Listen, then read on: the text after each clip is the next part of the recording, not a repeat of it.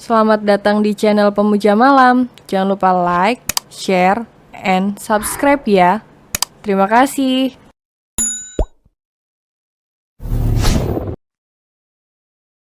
Episode 8, mantan harus dibuang pada tempatnya. Jadi kamu benar Bu Kristal? Boy tidak menyangka, dilihat dari wajahnya, tidak menunjukkan bahwa Kristal berusia 28 tahun. Lebih cocok berusia remaja. Sepertinya, aku juga menyukai kamu Boy. Aku tahu aku salah karena telah menipumu. Kalau kamu keberatan setelah tahu aku menipumu, aku tidak akan mempermasalahkan tentang kamu yang membatalkan perjodohan denganku. Kristal tampak sedih di tengah kebingungan Boy. Setelah mengatakan itu, Kristal berniat pergi. Dia hendak masuk ke mobilnya. Kamu mau kemana? Mau meninggalkanku? Boy mencegah Kristal masuk ke dalam mobilnya. Setelah menipuku kamu mau pergi begitu saja? Bu, bukan begitu. Aku hanya tidak akan kubiarkan kamu pergi dariku. Boy langsung menarik tangan Kristal. Membawa Kristal menuju dekapannya, lalu mencium bibir Kristal dengan penuh cinta. Astaga, Jelita terkejut melihat mereka berciuman. Jelita pun menutup matanya. Anggap aku tidak pernah melihat adegan ini, bisik Jelita pada dirinya sendiri.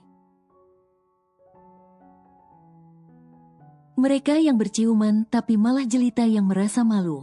Boy mendekap Kristal dengan erat. Mencium bibir Kristal dengan dalam dan penuh kelembutan. Entah kenapa, Kristal begitu menyukai ciuman Boy. Sampai dia terhanyut dan menyerah kalah. Mereka masih menikmati ciuman hangat itu.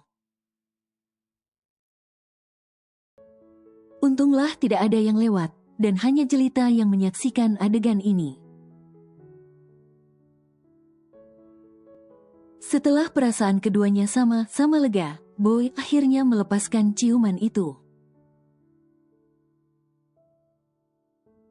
Siapapun kamu, apapun statusmu, kamu tetap wanita yang kucintai, Kristal Alexandra Sanjaya. Maafkan aku, apa kamu mau meneruskan pernikahan kita? Ucap Boy sambil memandang lekat wajah Kristal. Kamu yakin? Kristal masih ragu. Aku jamin cinta kita tidak akan gagal seperti pernikahan pertamamu. Walaupun dulu aku playboy, aku pasti bisa setia pada wanita yang kucintai. Kalau aku selingkuh, kamu boleh langsung membunuhku. Kristal tersenyum mendengar ucapan Boy. Aku percaya sama kamu, terima kasih sudah mau menerimaku apa adanya. Mendengar perkataan Kristal, Boy kemudian memeluknya. Dia mengelus punggung Kristal untuk menenangkannya. Justru aku yang berterima kasih karena kamu sudah menerimaku. Zaman sekarang, susah cari kerja. Mana ada perempuan mau sama cowok yang tidak jelas masa depannya apa? Oh ya, bukannya Boy Daniel adalah ketua BEM Universitas Angkasa yang jenius? Hingga dia mendapat beasiswa penuh selama kuliah. Dengan kejeniusannya, tes PENS untuk menjadi petugas hukum di pemerintahan pasti dilalui dengan mudah. Dengan kata lain, masa depan kamu sangat cerah. Jawab Kristal dengan percaya diri. Jawaban itu membuat Boy tersenyum senang. Aku memang jenius, tapi butuh waktu setahun lagi untuk lulus. Tenang saja, sayang, uangku banyak dan tidak akan habis sampai 7 turunan. Setahun kamu tidak menafkahiku juga tidak apa-apa. Oh ya, nanti semua orang pikir aku numpang sama istriku. Yang penting kita bahagia dan aku tidak keberatan. Boy kembali memeluk Kristal dengan erat dan tidak ingin melepaskannya. Dia begitu mencintai Kristal. Dia juga senang dipanggil sayang oleh Kristal. Calon istriku benar-benar baik hati, pantas aku tergila-gila padanya. Lanjut Boy. Boy, kamu tidak mau masuk lagi ke dalam untuk mengatakan pada orang tuamu kalau pernikahan tetap dilanjutkan? Benar juga, ayo kita masuk, bila perlu cepat-cepat menikah. Boy melepaskan pelukannya dan menggandeng tangan Kristal dengan mesra masuk ke dalam rumah. Mengetahui Alexa ternyata Kristal adalah kejutan besar dalam hidup Boy. Boy bersyukur pada takdir yang mempertemukan mereka. Jika Kristal tidak menyamar menjadi Alexa untuk menemuinya, pasti Boy sekarang telah bersikap bodoh dengan menolak perjodohan seindah ini. Kristal menjadi takdir indah yang baru Boy sadari. Kedua orang tua Boy juga tidak menyangka kalau putra mereka berubah pikiran. Selain berjanji akan menjadi suami yang baik untuk Kristal kelak, Boy juga berjanji untuk hidup mandiri dan mulai bekerja. Dia tidak ingin menjadi beban orang tuanya lagi. Boy akan bekerja di toko bangunan ayahnya untuk memperoleh upah. Upah itulah yang menjadi uang jajan Boy nanti. Biasanya Boy selalu bermain dan bersenang-senang. Karena dia memutuskan ingin menikah muda, tentu dia harus belajar menjadi dewasa. Walau Kristal kaya raya dan tidak memerlukan nafkah lahir dari Boy, tetap saja sebagai laki-laki, Boy harus bekerja. Memenuhi kewajibannya sebagai seorang suami. Keesokan harinya, Boy membuktikan ucapannya. Dia bangun pagi sekali tidak seperti biasanya. Selesai mandi, Boy ingin sekali rasanya sholat. Memenuhi kewajibannya sebagai insan beragama. Tapi apalah daya, dia sendiri tidak bisa sholat. Sebaiknya, aku belajar sholat dan baca Al-Quran mulai sekarang. Aku tidak mau anakku nanti sepertiku. Tapi belajar sama siapa? Ya sudahlah, nanti kupikir lagi, ucap Boy. Boy keluar kamar dan sudah rapi. Dia lebih dahulu ke meja makan dibandingkan kedua orang tuanya. Sontak, Bram dan Nadia tercengang melihat perubahan sang anak. Pagi, Mi. Sapa Boy. Papi tidak menyangka kalau kamu serius ingin berubah, kata Bram. Bram dan Nadia lalu duduk bergabung sarapan dengan Boy. Cie, yang lagi kasmaran. Kami benar kan kalau Kristal itu cantik? Nadia ikut meledek putranya. Tidak jadi kabur, Boy. Ejek ayahnya juga. Mi, udah dong, aku malu. Sahut Boy. Oh ya Boy, kamu jadi hari ini bantu papi di toko bangunan? Tanya Bram. Jadi, setelah pulang kuliah aku ke sana. Jawab Boy. Kalau kamu sibuk kuliah dan bekerja, kapan kamu belajar dan bertemu Kristal? Tanya Nadia. Itu bisa diatur, Mi. Jawab Boy enteng, setelah menyelesaikan sarapan di meja makan. Boy pamit pergi ke kampus pada kedua orang tuanya. Dia mencium punggung tangan kedua orang tuanya. Sesuatu yang tidak pernah Boy lakukan dulu. Saat keluar dari rumahnya, Boy kembali mendapat kejutan. Kristal tiba-tiba ada di depan rumahnya. Sayang, kamu ada di sini? Boy menyambut kedatangan Kristal dengan bahagia. Kamu masih menyamar menjadi mahasiswi? Tanya Boy. Aku sudah berhenti menyamar karena masih banyak pekerjaan yang harus ku selesaikan. Aku cuma mau mampir ke kampus, memberitahu Doni, Rian, dan Dena tentang pernikahan kita dan siapa aku. Jawab Kristal. Ayo masuk, aku bawa mobil sendiri hari ini, tidak disetir oleh Jelita. Kata Kristal lagi, kalau begitu, aku yang menyetir hari ini. Dengan senang hati, Boy masuk ke mobil Kristal, sementara Kristal duduk di sebelah Boy. Sambil menyetir mobil, Boy menggenggam erat tangan Kristal menggunakan sebelah tangannya. Sesekali Boy menciumi tangan mulus Kristal. Boy benar-benar sedang dimabuk cinta. Tiba-tiba ponsel Kristal berdering, mengganggu suasana romantis Boy dan Kristal. Sebentar, ucap Kristal. Dia mengambil ponselnya dalam tas. Raut wajah Kristal berubah melihat siapa yang menelepon. Telepon dari siapa? Tanya Boy penasaran. Bukan apa-apa. Jawab Kristal bohong. Tapi ekspresi kamu lain, jujur sama aku. Bukankah kunci dari awetnya hubungan adalah kejujuran dan kepercayaan?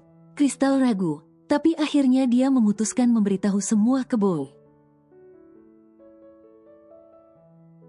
Dari mantan suamiku, jawab Kristal.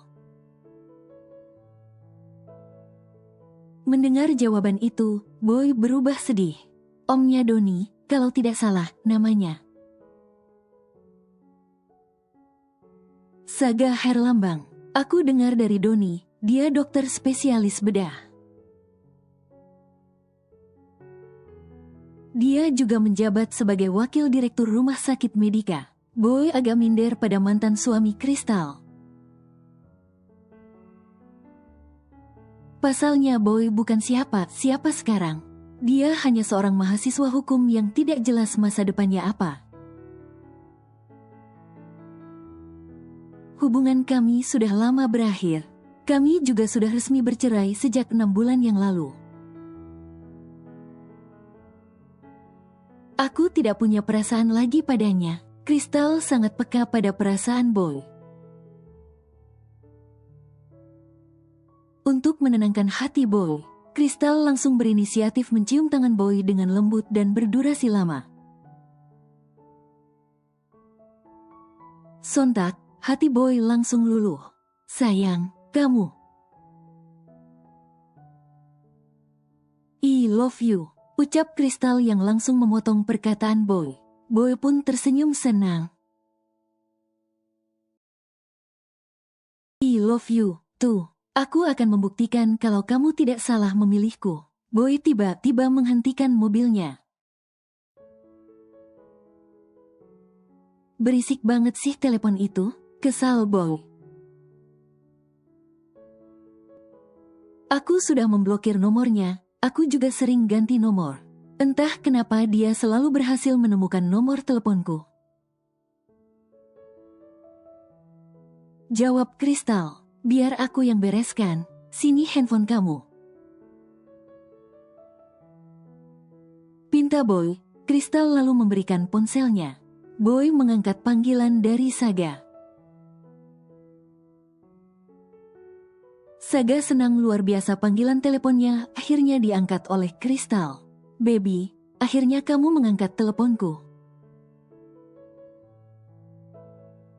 Ucap Saga. Siapa yang kamu bilang baby, pacarku? Kamu siapa? Saga kesal ternyata yang mengangkat telepon bukan Kristal. Calon suami Kristal, jangan ganggu Kristalku lagi, apalagi menghubunginya. Ini peringatan dariku, kami seminggu lagi akan menikah. Telepon langsung ditutup oleh Boy, nomor Saga langsung dia blokir. Apa? Halo, kalian akan menikah? Halo, kurang ajar? Saga tersulut emosi, ponselnya langsung dia banting. Siapa pria brengsek itu? Apa benar dia pacar Kristal? Apa benar mereka seminggu lagi akan menikah? Kurang ajar, beraninya dia merebut Kristal dariku. Awas kamu. Saga berada di ruangannya. Tidak lama kemudian, pintu diketuk. Yang datang adalah orang suruhan Saga. Saya datang melapor langsung, bos, katanya. Bagaimana penyelidikanmu? Tanya Saga. Nona Kristal Alexandra Sanjaya akan segera menikah, bos. Sekretarisnya sudah mengatur pertemuan dengan awak media. Untuk mengumumkan pernikahan mereka, dan apalagi, orang yang ingin dinikahi Nona Kristal bernama Boy Daniel. Mahasiswa semester 6 Fakultas Hukum Universitas Angkasa. Usianya baru 21 tahun. Saga terkejut lalu tertawa menakutkan setelah mendengar dengan siapa Kristal akan menikah. Bukan seorang pejabat maupun pebisnis terkenal, Kristal mau menikah dengan anak kemarin sore. Saga tidak menyangka. Benar, bos. Pasti bocah yang bernama Boy Daniel itu sangat tampan, sampai Kristal mau dengannya. Secara usia, aku memang kalah karena dia muda. Sementara aku sudah 33 tahun. Tapi tidak akan kubiarkan bocah ingusan itu menjadi pimpinan Winner Group. Aku yakin dia hanya mengincar harta Kristal. Bos, Boy Daniel lah yang menghajar tuan muda Bagas di klub malam waktu itu. Tambah orang itu, benarkah? Baiklah, akan kuberitahu Bagas tentang ini. Cepat kumpulkan semua anak buahmu. Aku akan menyuruh Bagas mengumpulkan semua anak buahnya juga. Kita keroyok sampai mampus bocah kemarin sore itu. Titah Saga. Baik, bos, jawab orang suruhan Saga itu. Selesai melapor ke Saga, dia lalu pergi. Tunggu, awasi terus Kristal. Titah Saga lagi sebelum anak buahnya benar-benar keluar dari ruangannya. Siap, bos. Jawabnya lagi untuk terakhir kali. Wah, calon suamiku keren sekali. Ini peringatan dariku. Ucap Kristal menirukan perkataan Boy pada Saga. Mantan harus dibuang pada tempatnya. Lagi pula, sekarang kamu milikku. Tidak akan kubiarkan orang lain mengambil wanitaku. Jawab Boy. Kristal tersenyum mendengar kata wanitaku terlontar dari mulut Boy. Cup, Kristal mencium Boy mendadak. Ya ampun, sayang, aku kaget loh. Jangan sampai aku bawa mobil ini ke tempat sepi. Awas kamu, ya, nakal banget sih. Kalau sampai di tempat sepi, kita mau ngapain? Goda Kristal, jangan mancing-mancing aku, sayang. Kamu mau aku hilaf? Boy berusaha menahan diri. Aku gak mancing kamu, kan kamu bukan ikan. Kristal tidak berhenti menggoda Boy. Untung aku bukan pria bejat. Kalau aku pria bejat, akan kumakan kamu sekarang juga. Aku bukan makanan, sayangku. Kristal terus menggoda Boy. Udah dong, sayang. Untunglah Boy masih menahan hasratnya. Hingga dia cepat-cepat menghidupkan mesin mobil agar segera sampai di kampus. Mobil yang dikemudikan Boy pun sampai di kampus. Boy dan Kristal keluar dari mobilnya. Itu Boy dan Kristal, tunjuk Doni yang melihat mereka dari kejauhan.